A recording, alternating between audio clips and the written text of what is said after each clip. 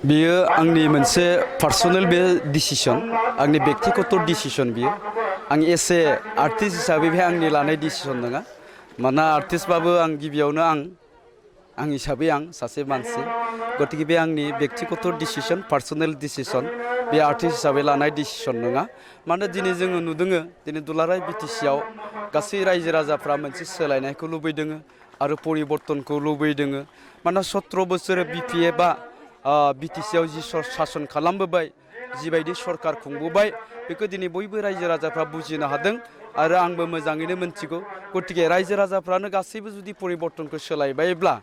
आरो आं हिसाबै आंबो सासे समाजनि सासे सुबुं हिसाबै समाजनि खोथाखौ मोजां सिन्था खालामो हिसाबै दिनैनि दिनाव परिबर्तनखौ निश्चित खालामथारनांगौनि स्वार्थआव आङो इउपिपिएलडिआव जगदान खालामदों आरो इउपिपिएलडिआव जगदान खालामनानै दिनै खामानि मावबाय दं आरो गावखौनो गोग्गानाय मोन्दों गोजोननाय मोन्दों मानोना दिनै मोनफ्रोमबो समस्थियावनो गासै रायजो राजा बिथांमोनानो इउपिपिएल हान्जाखौ लैहोर लैहोर फैनानै मदद होफैदों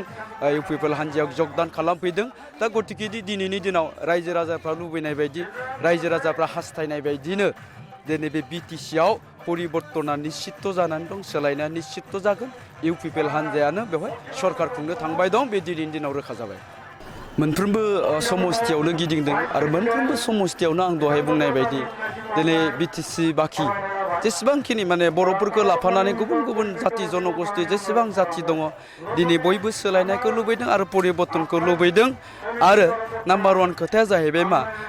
बिपिएफआ जिहेतु बिटिआर एकर्डखौ दुसिबोबाय थादों बेवहाय जेबो गैया दाउदै गला बायदिसिना खोथाखौ बुंबोबाय थादों आरो बिनि उनावहाय बिथांमोना बे नंखाय खोथाफोरखौ रायजो राजाफोरनि सिगाङाव बुंबोबाय थादों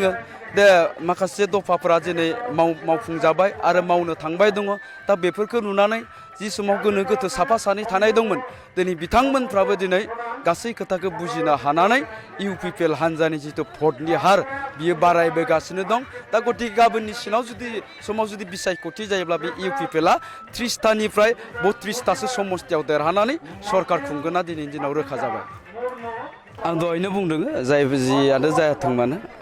बयबो मोनसे गावबागाव बेक्तिगत मोनसे सिद्धान्त थायो पार्सनेल डिसिसन थायो गावनि थांखि थायो आं सानदों बे थांखि हिसाबै बिथांमोना बयबो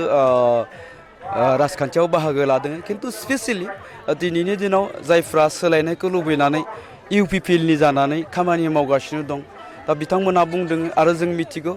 आंबो मोजाङैनो मिथिगौ बेखौ आरो आंनि सानस्रियाबो एखे 17 बोसोराव नैबे बिपिएफ हान्जाया सिनेमा एन्ड कालचार डिपार्टमेन्टखौ सामलायनानै बे 17 बोसोराव जेबो जोंनि माने हारिमुखौ फोजौनांगौनि फेहेरनांगौनि आरो आर्टिस्टफोरखौ मेथाइ रोजाबनाय मोसानाय बा एक्टिं खालामनायखौनो जाहाथे प्रफेसनेल हिसाबै लानो हानायनि मोनसे बेबस्थाखौ मोननो हायो दा बेफोरनि थाखाय बिथांमोना जेबो खामानि मावबोआखिसै दा जायनि थाखाय जों माखासे आर्टिस्टफ्रा सिन्था खालामनो बाध्य जादों जे जोङो सोलायनायखौ लाबोथारनांसिगोन आरो सोलायनायखौ लाबोनानै जोङो जोंनि हारिमुखौ फोजौनांगोन फेहेरनांगोन आरो जों आर्टिस्टफ्रा जायफ्रा मेथाइ खनदों रोजाबदों दामदों देदों जाहाथे बिथांमोनाबो सरकारनि माबा मोनसे मोजां बेबस्थानि गेजेरजों मेथाइ खननाय रोजाबनाय मोसानायखौ जाहाथे प्रफेसनेल हिसाबै लानो हायो बेफोर खोथाखौनो सिन्था खालामनानै दिनै बे परिबर्तनखौनो लुबैनानै गोबाङा दिनै परिबर्तननि थाखाय खामानि मावगासिनो दङ आरो जों नुनो मोन्दों दिनैनि दिनावहाय 2015 निफ्राय 2020 सन थांनाय लास्ट 5 इयार्सखौ जोङो माने आरटिआइ खालामनाय जादों जोंना हारिमुनि माखासे बिबानगिरिफ्रा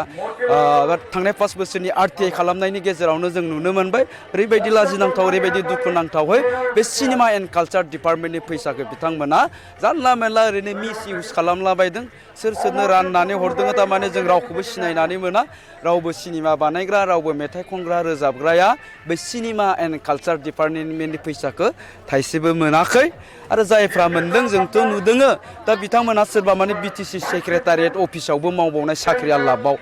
आरो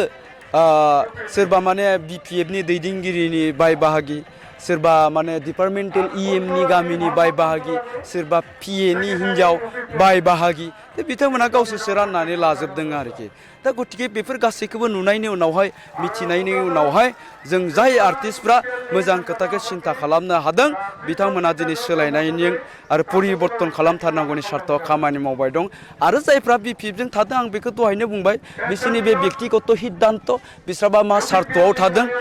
निश्चितभाबै बिस्रा माबा मोनसे गावसोरनि सेल्फ माने सार्थ थानो हागौ बिनि थाखायनो बिथांमोना साफा सानैया थांदों आंथ' गोबांथार नुवाखै साफा सानै थांदों नुदों दा बिथांमोना गावसोरनि सेल्फ सार्थनि थाखाय थांदों जानो हागौ नङाब्ला बेफोर खोथाखौ मिथिनायनि उनावहाय बिपिएफजों थानायनि ओंथि गैया आरो नैबे खोथाखौबो मोनथिदों